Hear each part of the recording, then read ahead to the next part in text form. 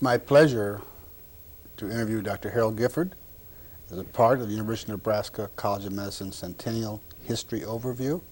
Dr. Gifford, I think you mentioned you were born in Omaha. Oh, yes, yeah. My mother was born here, too, yeah. Your mother was born here, too? Yeah. So your family goes back a long way? That's right, yeah. Okay. Now, you were born toward the latter part of the last century? No. Yeah, 1906, yeah. Beginning of this in 1906? That's right. Okay, and your father was a physician? Father was a doctor, that's right. And your father was an ophthalmologist? Yeah, and I was thinking not long ago that it's almost 100 years. He came to Omaha in 85, and there it is, 83, so it's almost 100 years of Gifford in Omaha. Gifford in Omaha. Yeah. Is that more than the city can take? Well, I don't know. And of course, my brother was a doctor too, you know. Your brother was Sanford, a doctor? yeah. That's right. But I never could get my children to be a physician. It was too bad. I mean, one of those things that you always kind of like to have somebody in your family carry on, but this is the end of the line as far as I can see. The end of the line. Yeah. My. Now, your father was actually very involved here at the College of Medicine. Oh, that's right, yeah. I think he was here when they were trying to question whether we did in Lincoln or Nebraska. He did a lot of work on trying to keep it in Omaha rather than to have it moved down to Lincoln. So he was involved in the early days of the College of Medicine. Oh, yeah, that's right, sure. He was also a dean here, wasn't he? Yeah, he was a dean for a short time. I think pretty near all the people that were on the staff were deans eventually. You stuck around long enough, you got to be dean. And then you also, your father-in-law, Dr. Yeah, Dr. Jonas was also a dean, that's right, yeah. That's right. Yeah. So you have roots here as far as the College of Medicine. Oh, that's right, yeah, surely, yeah. Okay. What about yourself? Now, where did you take your medical training? Well, I came back here to Nebraska. Yeah, I went to Cornell pre-med and came back here for medicine. And I was going to say, thinking about this, that the 4 years about the happiest days of my life, really. You worked hard, and you studied hard, and you played hard, and you were learning new things all the time, all through medical school. When you were here, then? When you were here. College of Medicine. College of Medicine. Who were your instructors here? Oh, we had Latta and Pointer, Keegan, and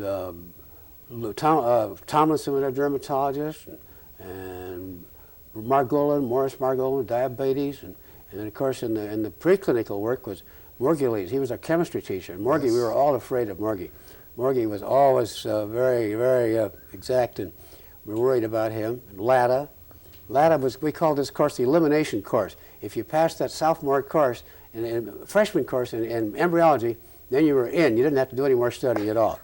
That was the elimination course. The elimination course. Yeah, it really was. Yeah. So it was 4 years on campus. Yeah. And then a year at Chicago, at Passman Hospital in Chicago. You know, Sandy went over there to head the ophthalmology department at Northwestern. So I think he got me that job more or less. And Cutter was over there. Cutter? Yeah, Dean Cutter. And so that was no problem. I spent a year in Chicago, had a good time there, learned a lot of just general medicine. We had some good internists and some good surgeons and things. You mentioned Dr. Cutter. Yeah, Irvin Cutter, yeah. Did you know him very well? I didn't know him real well. He was a friend of Father's, of course. But I just knew the name. I knew him. I'd see him around occasionally, that sort of stuff. Yeah. Well, he was here on campus at a time of great growth at that time, wasn't he? Well, yeah, he must have been, but he wasn't dean then. When I got here, Pointer was dean. Well, Pointer was teaching anatomy, and I forget. Then I think Cutter must have been dean. Sure. Cutter was dean. Yeah. Then he moved to Chicago, and then Pointer took over. Yeah. Yeah. I think Dr. Keegan was in there. Keegan was in there. Keegan, and then we had another man from the Navy that was dean and that sort of stuff. Yeah. All right. So you remember the College of Medicine then at a time when it had a number of deans here then, didn't you? Oh, that's right, yeah. Now, when you came on the faculty, 1934, I think you said? Yeah, that's right, yeah. What did you do? We worked in the eye department over here. We had a Saturday afternoon clinic, and we were volunteer faculty, and we came out, and we taught the students the clinical medicine, and there weren't any residents in those days, so that we just practiced around the clinic, and with Miss Chamberlain would get the patients in there, and we just take care of them just like we would in office practice. Who else was on the faculty at that time with you in the middle 30s? Oh, Abe Steinberg and Howard Morrison, Stan Trulson. Was Dr. Hunt here at that time? Hensky was pediatrician, yeah. No, Hunt? Hunt? Howard Hunt? Oh, Howard Hunt was, yeah. He was in radiology, of course, yeah. Dr. McLaughlin was here? Sure, yeah. You had started about the same time as Dr. McLaughlin? I think so, yeah. Middle 30s? Mac, I think a little ahead of Mac. You're a little ahead of Mac. Yeah, Okay. I think so, yeah. Okay. Okay. But, What was the size of the medical school class when you first? oh, our class was only 60 students. And I just think about it, we got to know almost everybody in the class. I mean, we knew them quite well. I mean, we knew what their problems were, and there were always a few good students and a few medium ones and a few bad ones, and they were a mixed bag. But they were all interested in medicine, and I don't think any of them actually flunked out. That they were eliminated in the early days. And the ones that stuck around made the grade. But there were always a few at the top and always a few at the bottom. And some of the ones that started out at the bottom of the heap ended up as good physicians and did great work in general So it was medicine. 60 students when you were in school here. Yeah. Then when you came back in the middle 30s, how many were there in each medical Oh, school I class? really don't know. I really don't All right. remember, yeah. But it was probably about the same class, between 60 and 80, something like that. Okay. I think we stayed about the same until the war years, didn't we? Then we speeded up and made the classes bigger and hurried them along. So you then were here the Pointer era, Sure. then the World War, Yeah. and then Dr. Luth. That's Dean right. Luth was one of them. Yeah, that's right, yeah. Okay, and Dr. Tolman. Sure, Perry, yeah.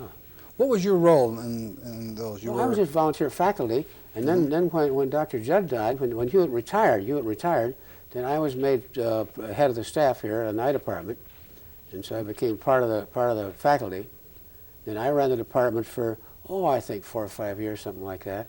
And then they decided that they didn't need any volunteer faculty anymore. They wanted full-time men, so they got Ray Records to take over as full-time. And since then, I've just been sort of teaching in residence and on the voluntary staff still as an ophthalmic pathologist. I ran the pathology department. Dr. Stokes was my partner, and Stokes was interested in pathology, and I ran the pathology department all those years.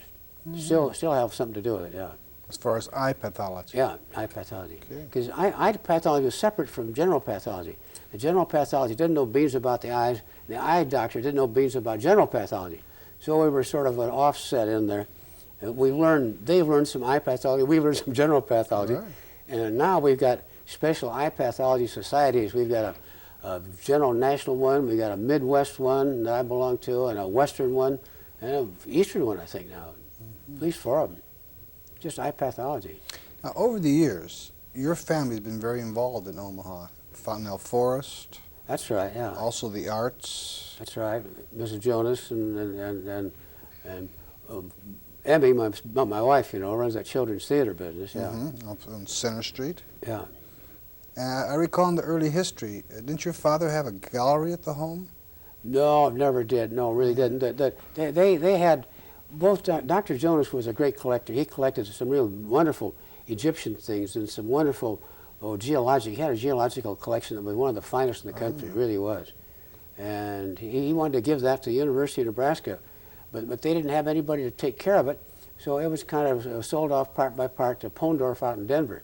It got broken up and scattered around, but it was a great collection of geological specimens, really fabulous thing.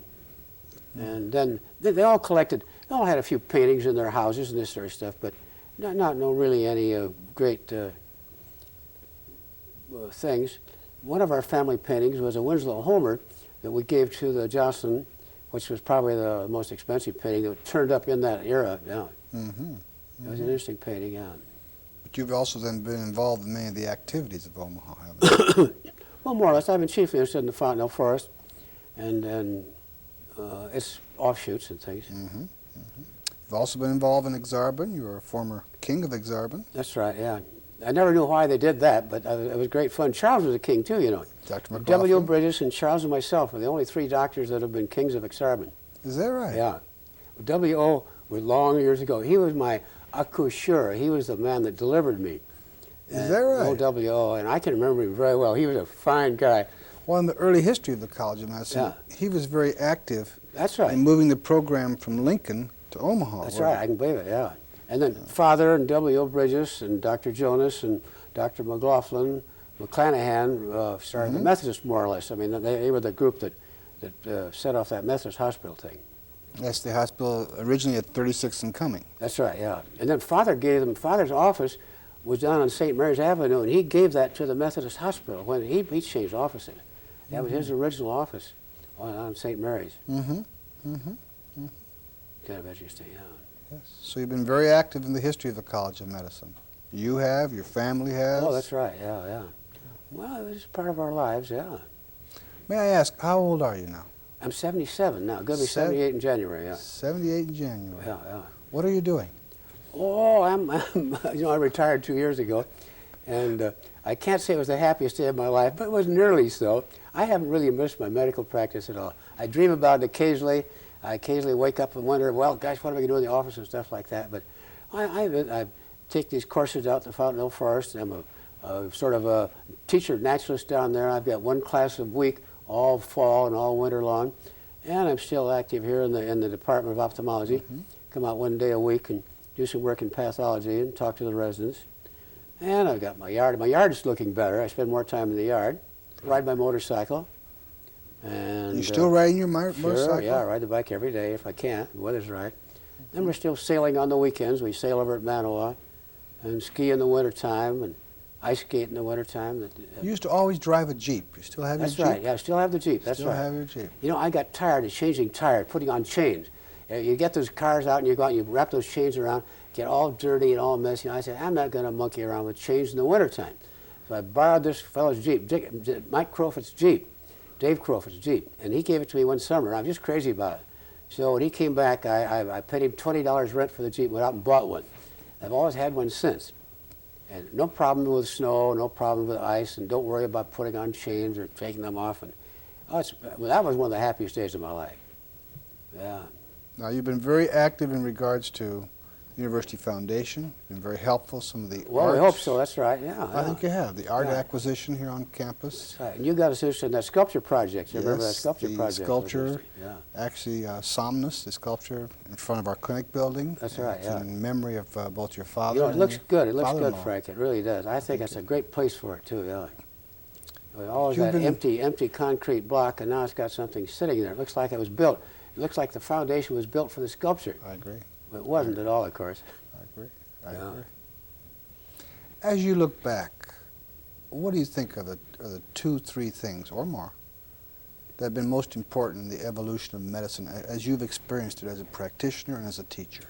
Oh, gosh, I don't know, Frank. I would think, of course, the sulfa drugs.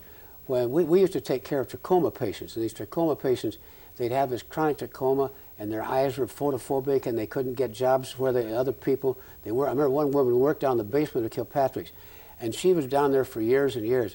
And along came sulfanilamide, and it was the first drug that had any effect on viruses. And we gave them 30 milligrams of sulfanilamide a day. And about 2 weeks later, she walked in the office, and her eyes were open. She was standing up straight. And about a month later, she moved up to the upstairs apartment. And about 6 months later, she got married. Really, it was the fabulous thing you've ever seen. And that was that sulfanilamide drug. It really was.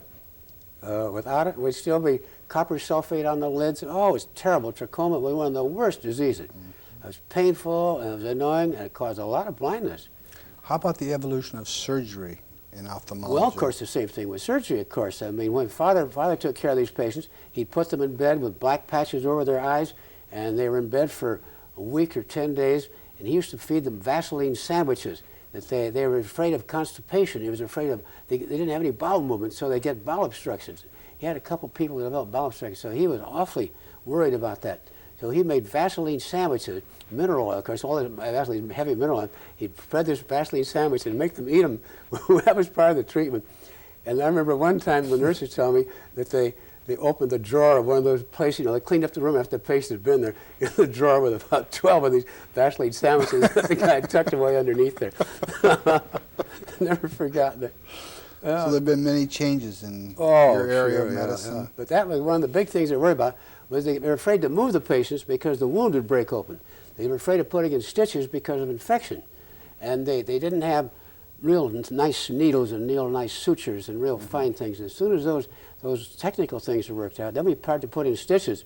We used to put in just one stitch, and then we'd take it out as quick as we could. Then we finally put in 2 stitches. Then I ended up, the most I ever used was 3. Now they put in about 8 or 10 stitches for ordinary cataract.